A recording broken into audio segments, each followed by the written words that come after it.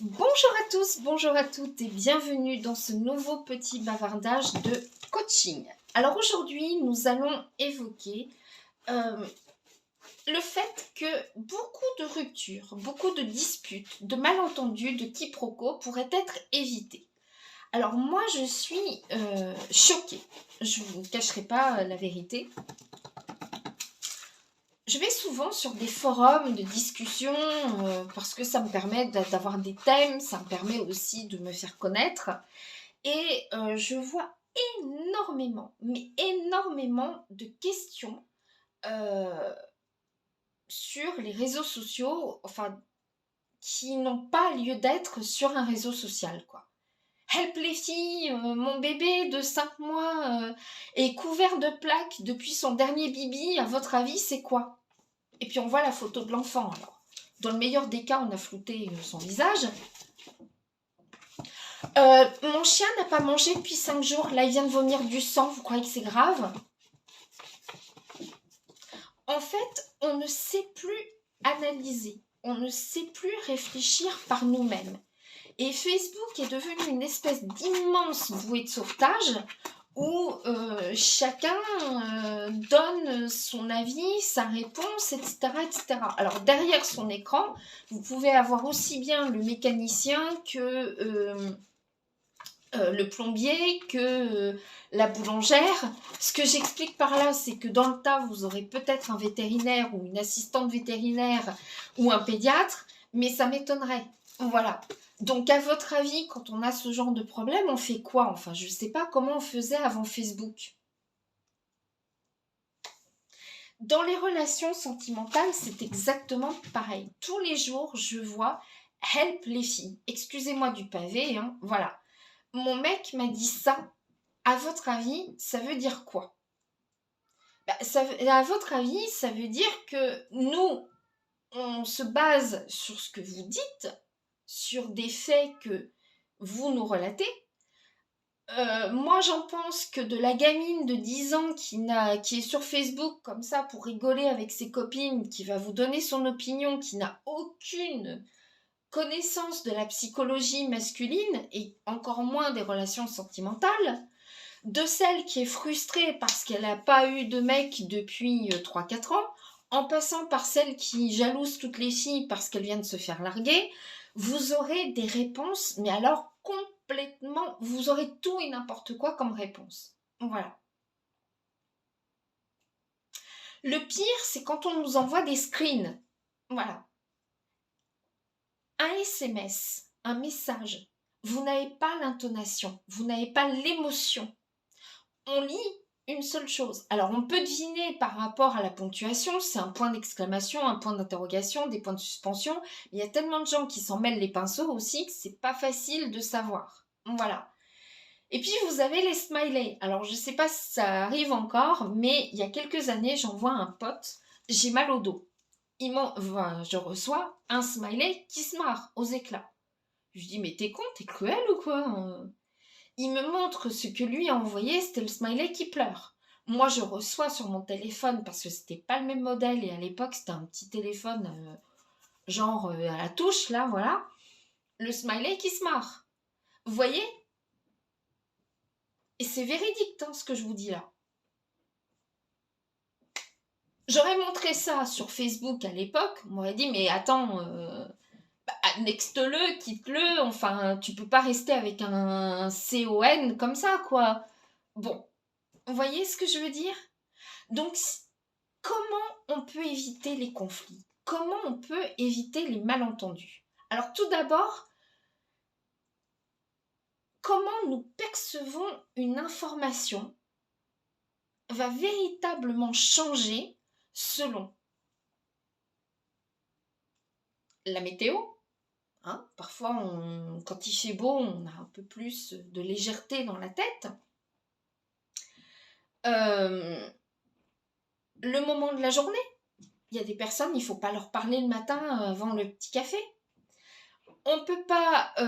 ça va l'état d'esprit dans lequel vous êtes, votre interlocuteur aussi, voilà, l'état d'esprit de votre interlocuteur, vos hormones aussi, ça joue beaucoup, hein.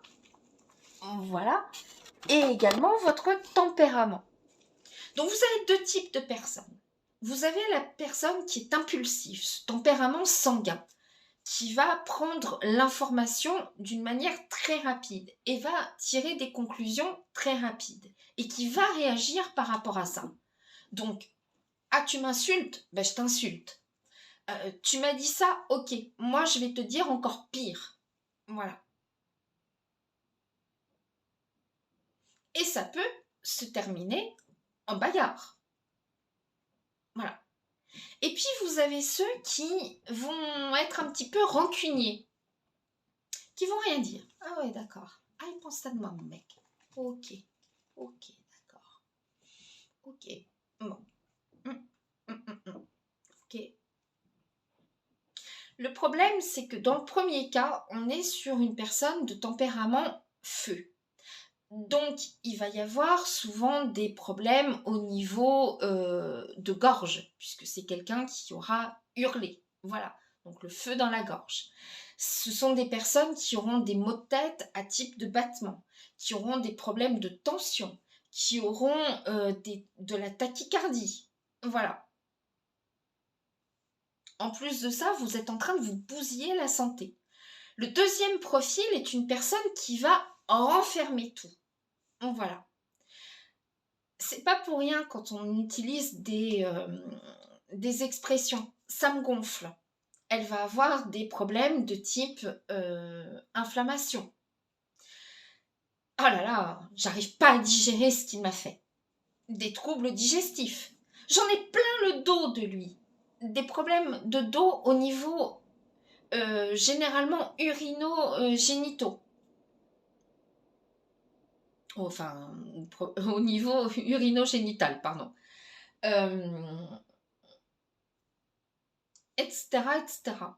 Voilà. Vous voyez, la personne va se faire une mauvaise opinion de la personne. Donc, son comportement vis-à-vis, généralement, du conjoint va changer. Parfois, on ne peut pas se séparer comme ça. Hein. On est marié, on a des enfants. Donc, elle va être plus froide, plus distante, moins à l'écoute, moins patiente. Elle va repousser son mari. Et elle va lui parler sur un ton plein de reproches. Ah ouais, d'accord. Ah ouais, d'accord, ok. Ok. Le mari va penser que cette mauvaise humeur est passagère, mais ça peut durer des jours, des mois, voire des années.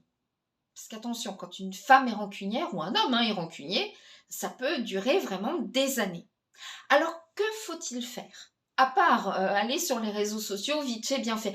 C'est la solution de facilité, on est tous sur les réseaux sociaux, donc dans le tas, il y aura quelqu'un qui sera plein de bon sens. Et puis c'est gratuit. Enfin, vous payez quand même et votre abonnement internet, etc., etc. Donc c'est pas si gratuit que ça en réalité. Voilà. Moi j'ai une solution. La solution, vous la connaissez déjà. C'est une solution qui est 100% gratuite. C'est une solution qui apaise bien des malentendus, bien des éloignements, bien des... Voilà. Je parle pas seulement des relations sentimentales, hein. Ça peut être des amis, ça peut être dans la famille. Il y a beaucoup de familles qui sont éclatées à cause de malentendus, de non-dits, etc., etc. Voilà. La solution, c'est le dialogue immédiat.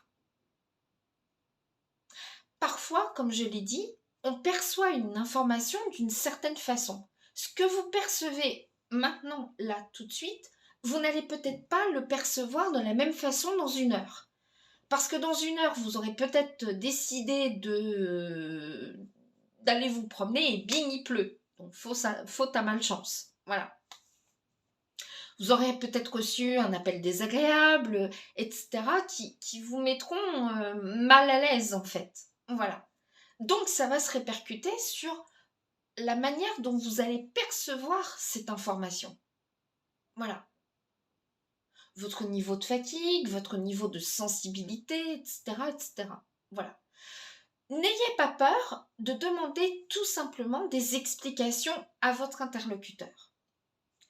Excuse-moi, que sous-entendu par là? Que sous-entends-tu? Que sous-entends flûte? Qu'est-ce que tu sous-entends par là? Ça va plus vite. Excuse-moi, je n'ai pas très bien compris ce que tu veux dire. Je ne vous permets pas de me parler comme ça.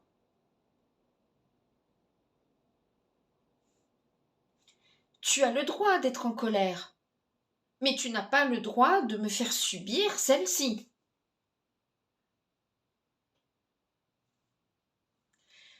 Ça va obliger votre interlocuteur, quand vous lui dites que qu'est-ce que tu sous-entends par là, ça va l'obliger à modifier ce qu'il vient de dire. Pas le fond de sa pensée, mais à modifier, de manière à ce que vous compreniez mieux, que vous soyez dans l'acceptation de l'information que vous êtes en train de percevoir. Est-ce que c'était vraiment quelque chose contre vous qu'il a dit? Est-ce que c'était quelque chose de méchant qu'il a dit? Est-ce que c'était quelque chose qui était vraiment abject? En reformulant sa réponse d'une autre façon, vous allez voir si oui ou non il y a matière à débattre. Voilà. Vous avez aussi des personnes qui font des lapsus. Vous avez des personnes qui font des boulettes aussi. Mais on ne peut pas toujours être en train de réfléchir. Alors, si je dis ça, elle va mal l'interpréter. Si je fais ça, il risque de se fâcher. Il faut que la communication soit dans les deux sens et également que ce soit quelque chose de spontané. D'accord? Voilà. Si on met carte sur table immédiatement, plutôt que de renfermer tout ça, 1, vous allez vous sentir mieux au niveau santé. 2, vous allez avoir de franches explications. Et 3, vous allez pouvoir effectivement arrêter de faire du boudin-boudin dans votre coin ou d'avoir ce tempérament explosif qui ne vous mène à rien du tout. Voilà. Évitez de dire des choses de style mais pourquoi tu me fais ça? Je t'ai rien fait, moi. Je suis gentille avec toi. Pourquoi t'agis comme ça avec moi? Je suis pas assez bien pour toi?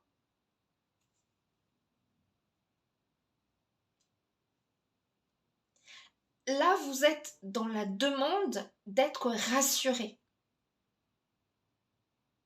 Voilà. C'est pas ça. C'est pas montrer votre manque de confiance en vous. Et d'ailleurs, le manque de confiance en soi fait beaucoup, déforme beaucoup les propos des autres. Hein. On ne reçoit pas l'information de la même façon. Voilà. Si vous êtes dans la demande constante, effectivement, d'être rassuré, c'est pas bon. Voilà. Je n'ai pas très bien compris ce que tu m'as dit. Qu'est-ce que tu sous-entends par là?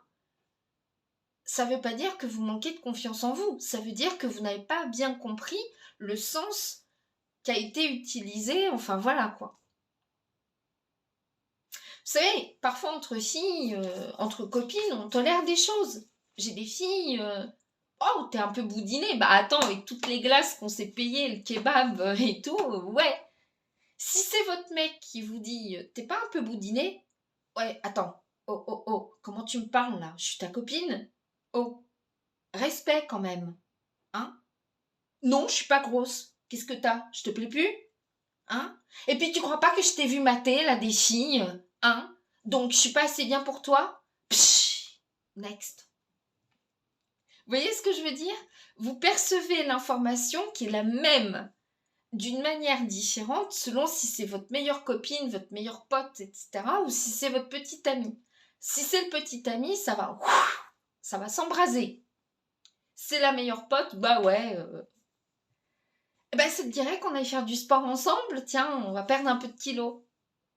Et pourquoi pas faire ça avec votre petit ami? Pourquoi pas? Voilà. Donc, en conclusion, je ne saurais trop que vous dire. Immédiatement, redemandez une reformulation différente de ce que la personne a dit. Voilà.